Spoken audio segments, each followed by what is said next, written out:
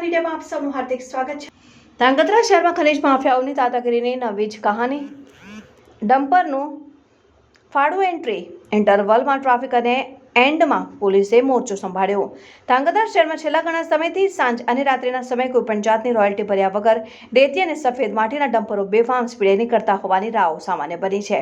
જવાબદાર એક પણ તંત્રને પ્રજાના દેકારા કાને અથડાતા નથી ને ડમ્પર ચાલકો દિન પ્રતિદિન વધુ બેફામ બનતા હોવાનું રોજિંદુ બની ગયું છે। અને ત્યારે નવી જ ઘટના સામે આવી હતી, જેમાં ધાંગધ્રા એસટી ડેપોમાંથી નીકળેલ એક બસના સાઇડ કાચને ડમ્પર ચાલક ઉડાડી બેફામ સ્પીડે નીકળી પણ ગયો હતો। આ તકે પ્રજાનો અવાજ કદાચ બોધો છે જે તંત્રને નથી સંભળાતો, પણ ખુદ સરકારી તંત્રનું એસટી વિભાગ પણ ખનીજ માફિયાઓની દાદાગીરી સામે કેટલાક લાચાર છે તેનો દાખલો જોવા મળ્યો હતો। જો કે એસટીના ડ્રાઈવર પણ આવી વારંવાર બનતી ઘટનાથી કંટાળ્યા હોય તેમ બનાવ વખતે બસને રોડ ઉપર મૂકીને એસટી ડેપો જતા રહ્યા હતા અને જાહેર રસ્તામાં પડેલી બસના લીધે ધાંગધ્રા ફુલેશ્વર પોલીસ ચોકી પાસે ટ્રાફિકની સમસ્યા થઈ હતી। ત્યારબાદ પોલીસની દરમિયાનગીરીથી ટ્રાફિક વ્યવસ્થા હળવી કરવા સમજાવટ બાદ ડ્રાઈવર દ્વારા બસને ખસેડાતા મામલો થાળે પડ્યો હતો અને વાહન વ્યવહાર રાબેતા મુજબનો બન્યો અને રોષે ભરાયેલા ધાંગધ્રા વાસીઓએ સોશિયલ મીડિયામાં પોલીસને આડે હાથ લેતા પોલીસને પહેલા ડમ્પર ચાલકને ઝડપી લેવો જોઈએ અને ફરી આવા ગેરકાયદેસર વાહનો